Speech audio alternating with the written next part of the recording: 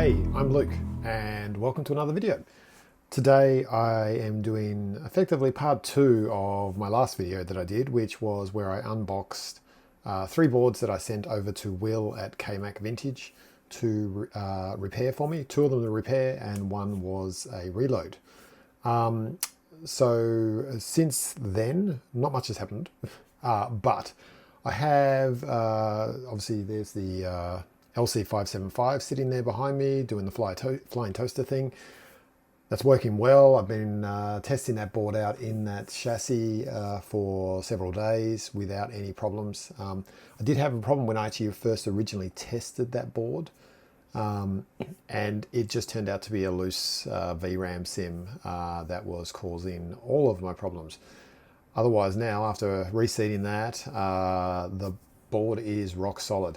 I have the that one up there, the Color Classic, also running as well. Also been testing for several days, rock solid as well. So really happy with both those.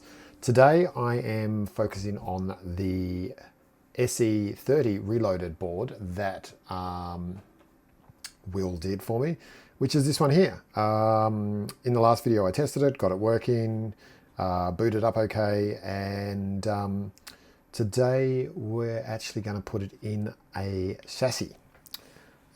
Really happy with the way this board has come up. Will has done an awesome job on it. It looks brilliant. If you haven't seen the last video, it's obviously got 4 16 meg sims in here that Will does and sells on his store. So that's giving it 64 megs of memory. I could put more in there. I could put another, max it out to the 128 that it can do, but that will probably do me for the moment. And it's also got this custom ROM in it as well, which is it's got the pretty lights on it, so it looks good when it's running, and yeah, it just allows you to boot from ROM. Really happy with the way this board has come up. I am looking forward to putting it back in its chassis. So speaking of the chassis, move that out of the way. This is the beastie here. Ugh, this one. Eee. Let me just turn over to the side camera. So this is my SE30 that I have normally inside my house, and it normally sits behind me in my office as one of my Zoom background, computer sitting on a shelf. It looks really good.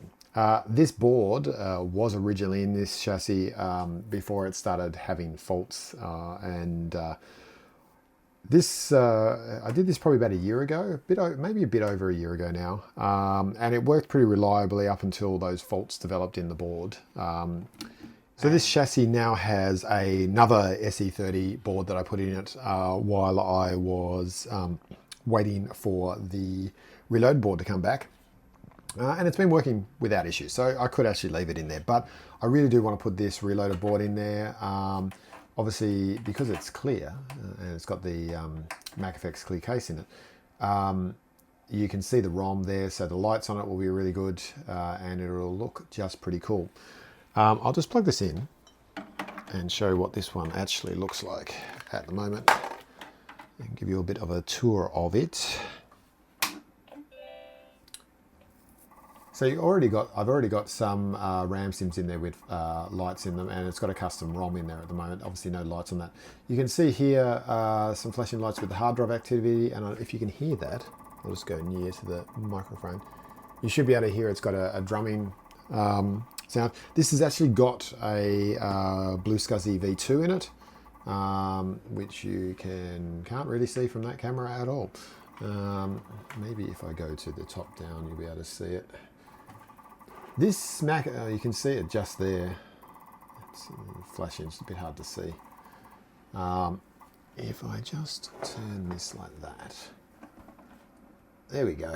There's the SE30, Blue SCSI V2 in there. It's got a SD card extender that actually comes out and allows me to actually have just an external SD card so that I can change the image on it.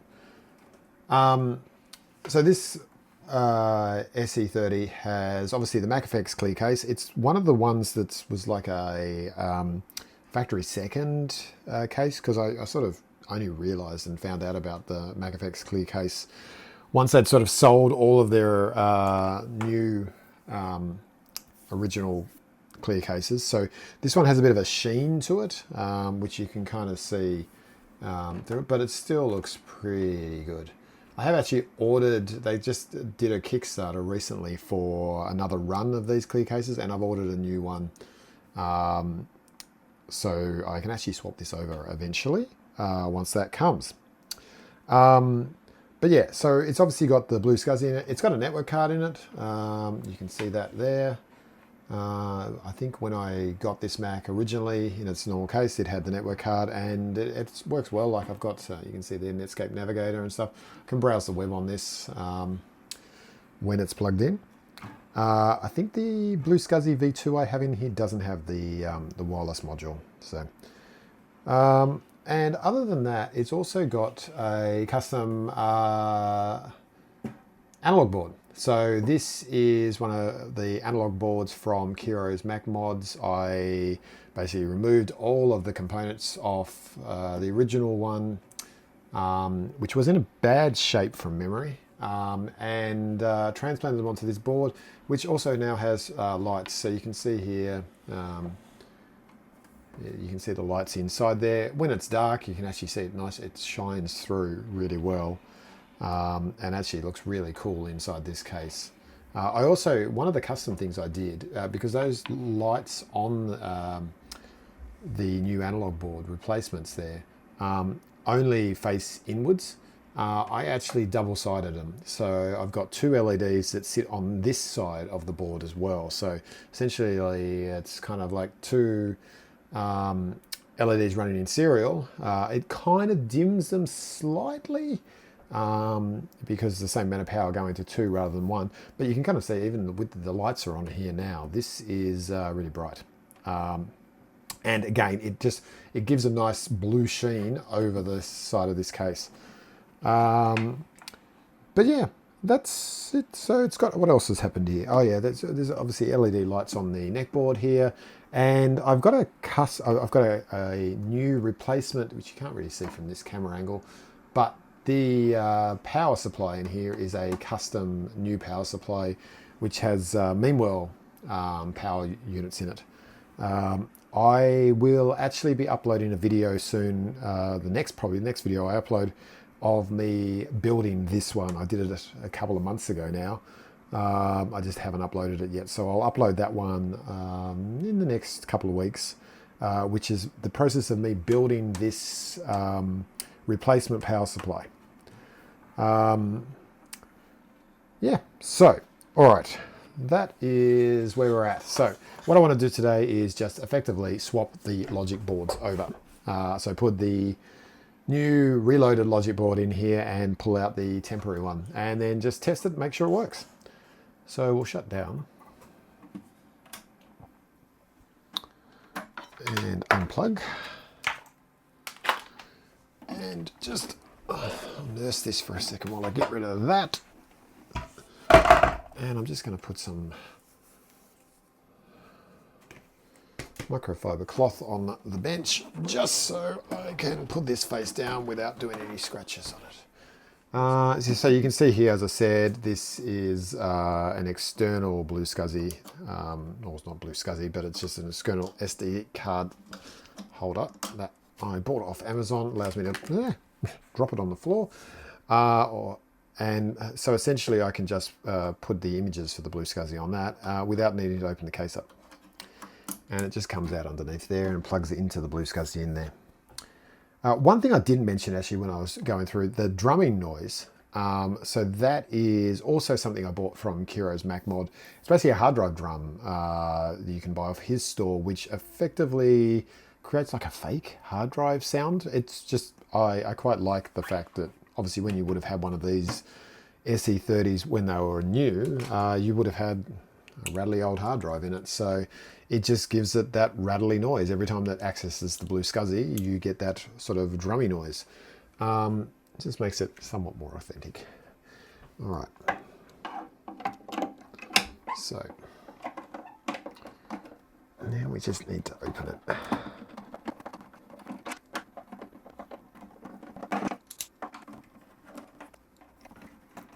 Okay, screws are out. I need to take this switch unit off the side because I always forget and then nearly break it. There we go, it's come off by itself.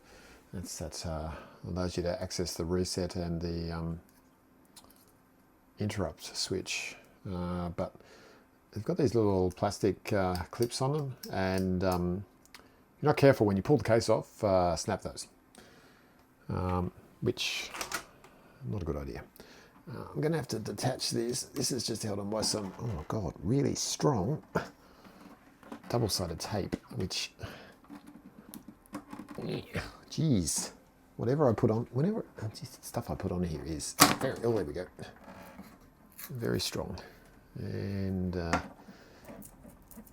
left a horrible mess behind.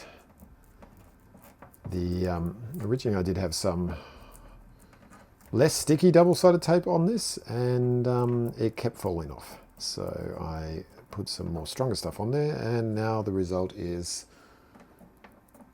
that mess, which I'll have to try and get off. The only problem with this is now I need to, when I'm lifting the case off, you kind of have to finagle this a bit.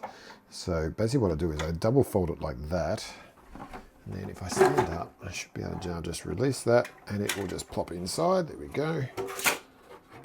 And lift the case off. All right.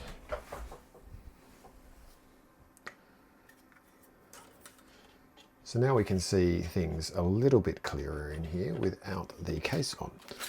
Get rid of that shield. Blue SCSI, as I said there.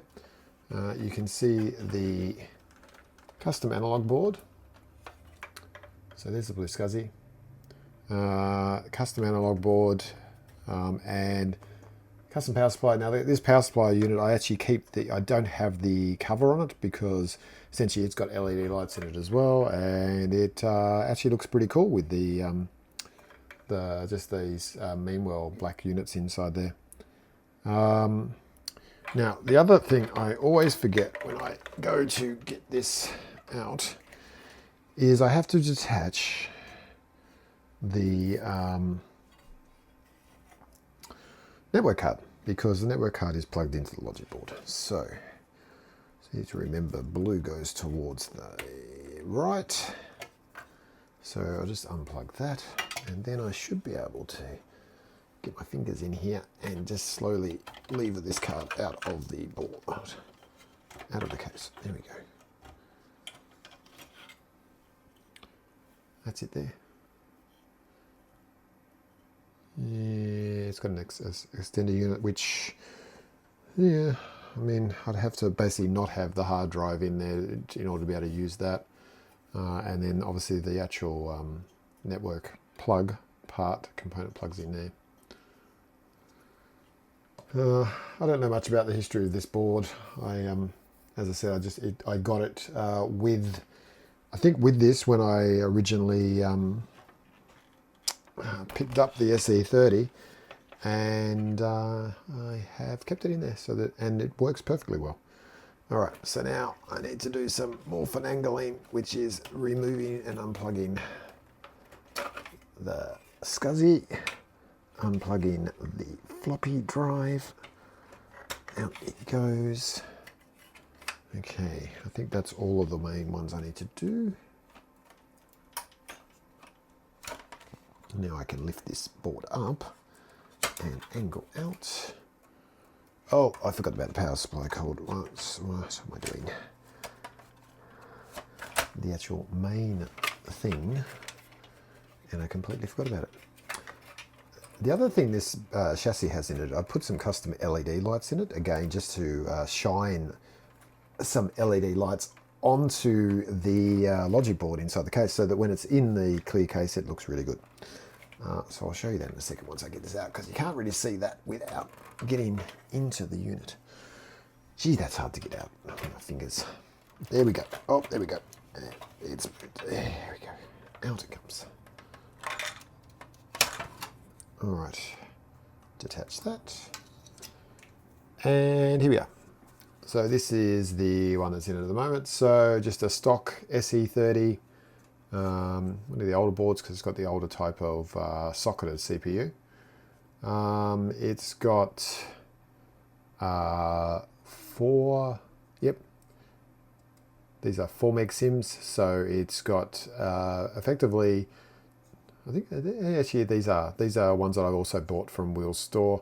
2 that have LED lights in them. So this back one here and this front one, they're 4 meg sims, and then there's 2 without LED lights in the middle there, and just a bunch of 1 meg sims there. So that's 16 plus another 4, which gives it 20 megs of memory in it.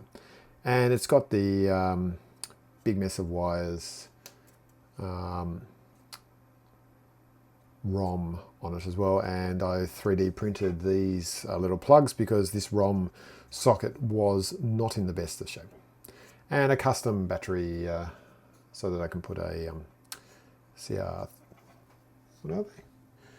CR2032 in it. So that's just in there. But yeah, it works pretty well, and this will be able to go back in its other case, which as I said last time, is that case up there. So I now need to start to put that one back together again, so that after my retro-brighting exercise on it, so that this board can go back in. This has obviously been recapped as well. Like, I've done the recap job on this. I've replaced these big ass axial capacitors. This board actually was interesting. When I got this one, I bought this off an auction, I think.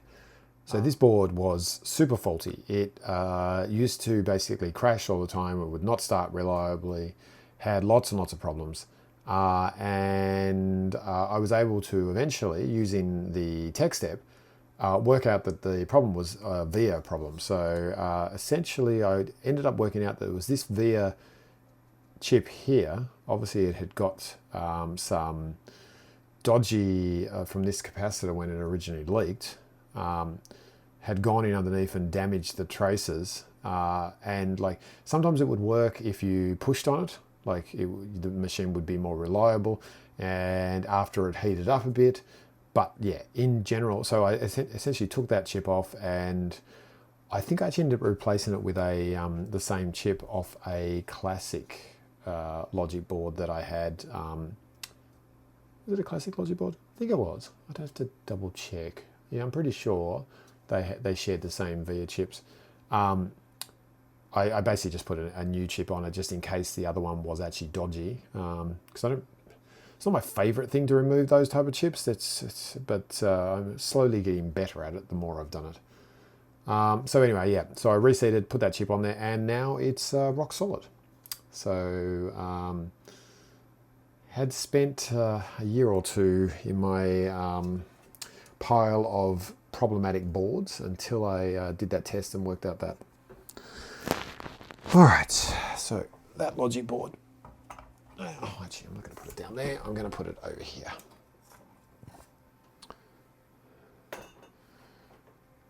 All right, so now we need to do the reverse. But before we do that, I'll just show you what I was talking about here. If I go side view, so you can see here I've actually got some LED lights that sit here. It's just essentially double-sided, taped on, then with some hot glue to make sure it stays up and doesn't fall down, as well as this cable tie here. But essentially it just runs along the bottom of the hard drive sled, down here and there. So it's a pretty small run, and it's just plugged into the original connector for the hard drive. And what it does is it gives you pretty lights. Now I'm just going to be very careful here because I've got the side off and it's all exposed, obviously. But I can actually show you by just turning it on, and you can see. You can hear the drumming. Still works when the logic board's not in there. But yeah, it just shines lights on there, and I've got a remote control for these, and I can change the color of them. So yeah, looks pretty cool. It just shines some light onto the logic board inside the case, There's not a lot you can see in these clear cases of the actual logic board because of the metal chassis, but this just makes it just that little bit cooler. So turn the power back off and unplug. All right. So now I have to do the reverse of everything I just did then.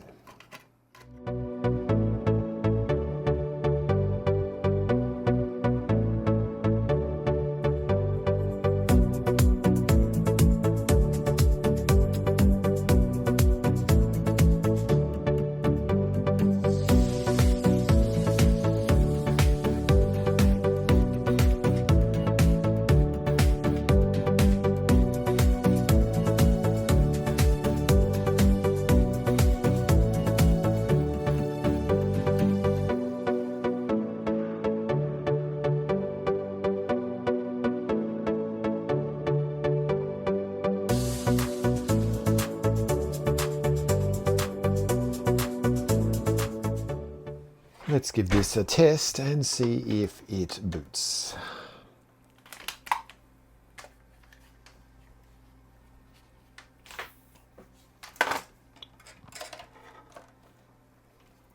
There you go, you can see the ROM is already flashing. Lovely, looks much better than just the ROM chip, red chip there. Oh, there we go, booting. So you can hear the drumming.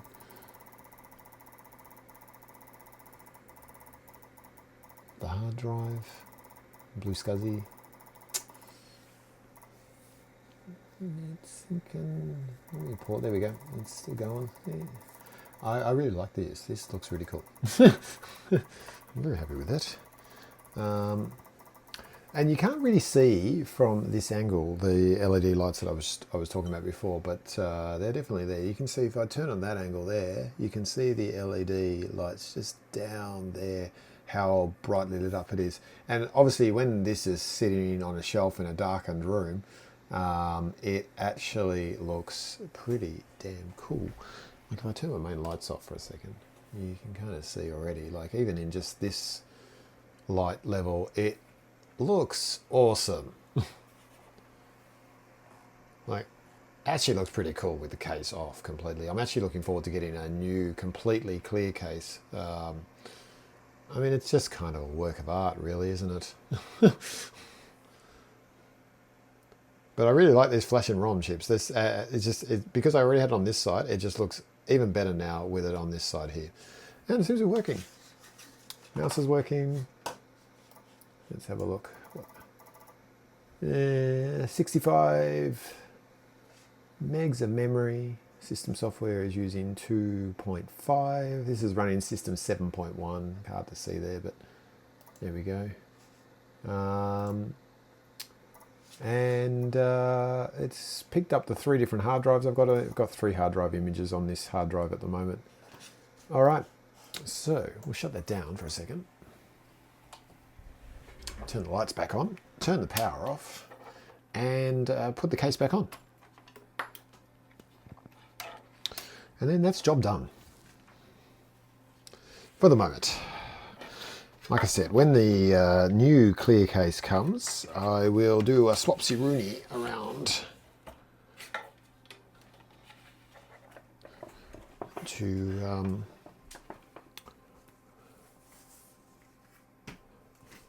make this look even cooler. All right, upside down, or side, on the side.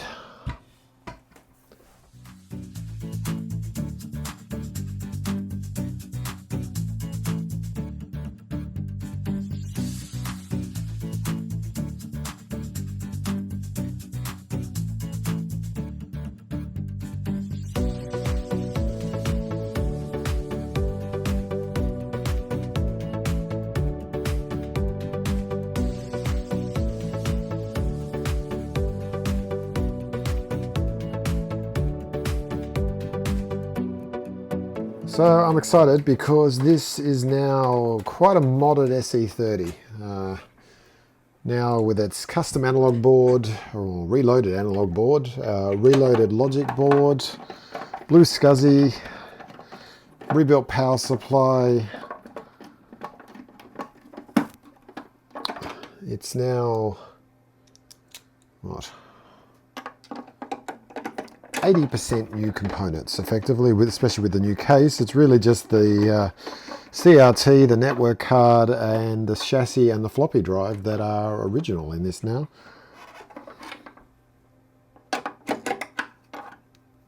And obviously some of the components on the logic board and the analog board, because I transplanted a lot of the components over. When I redid the analog board, I used a lot of new components where I could, just to hopefully extend the life of it a bit longer. So I bought all new resistors, anything I could basically buy new from like Mauser, I got my hands on, as long as it wasn't insanely expensive. Some of the stuff was just quite expensive as well. So I reused what I could. Yep, there we go. And I'm gonna just run, throw caution to the wind. I've got some more double-sided tape here. I'm just gonna get a small piece of this. That. And stick it on and assume that this is all going to work wonderfully. So we can just go that way this time.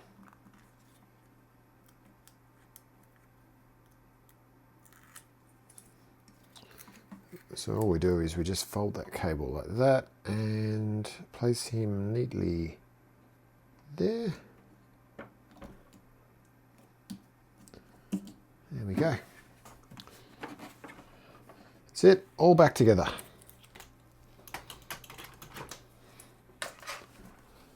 That over there. Oh, just this again for a minute on my lap.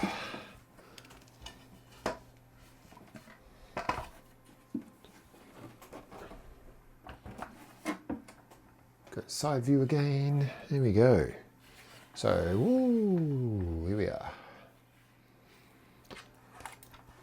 Plug that power in.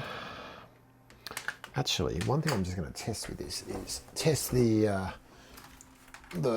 ROM. So I'm just going to plug a keyboard into this as well. Because I did boot it off the ROM when it was on my bench and had a look, and I saw that Will's got a whole bunch of custom tools and software and stuff on the ROM, so I want to take a copy of that and put it on the actual hard drive as well, so I can easily get to it when the system boots. Plug a mouse in, so we'll just do that now quickly. And 1, 2, 3, power.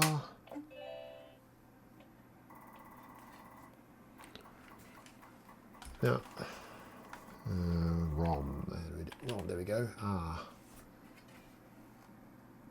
So there we go, Team KMac Creation. Looks like it's booting off the ROM.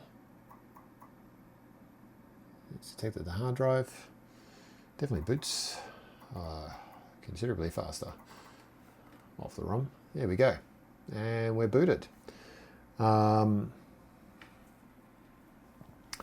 You may have noticed, obviously, that I've got the drum unit with the hard drive lights there just so that it sort of flashes when the hard drive activity. I did it, when I put it in, I did experiment with hooking this LED light up, the original hard drive light, which is that thing there, up to the blue SCSI. But I found that the light, it's an old LED. The voltage coming from the blue SCSI wasn't strong enough to drive it. What I may end up doing when I replace this is I may replace that LED with a newer, more modern one that will be a lot brighter and be able to be driven off the blue SCSI's activity light. But when I did this one, I just relied on the activity lights on the drum unit. So here we go. Let's have a look. What do we got? This is the ROM, and you can see that Will's done it's got a bunch of utilities on here. This is my favorite utility for setting the clock, because it allows you to actually go and set the year correctly. So you can see I worked out, by asking ChatGPT, what years corresponded exactly to the same day, matching date year that we've got. And when I obviously set up this board originally, I set it as 1997 because 1997 exactly correlates to 2025. But we now, because I'm in this tool, I can actually change this to 2025. Obviously, you can only do up to 2040. So got another 15 years, and then we've got some problems. So, geez, this Mac will be old by the time it gets to 2040. But now I should be able to just exit that.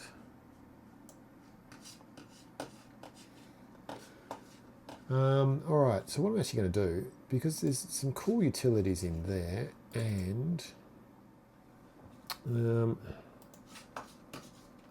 I'm going to do is just open up my normal hard drive here, and I'm just going to make a new folder, and we'll call it KMacROM.